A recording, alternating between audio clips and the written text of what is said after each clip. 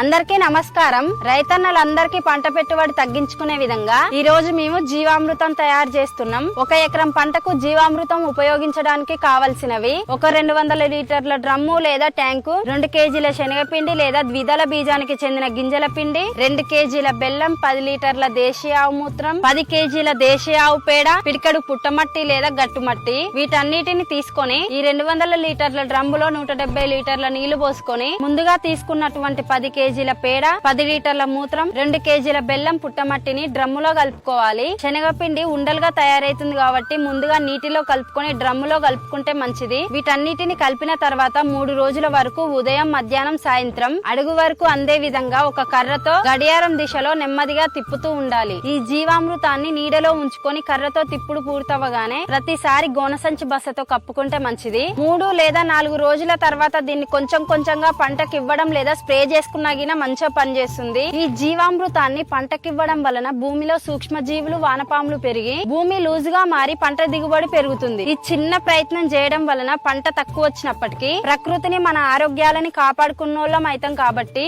ఈ సమాచారాన్ని రైతన్నలకు షేర్ చేయండి. అందరికీ ధన్యవాదాలు. Download ShareChat.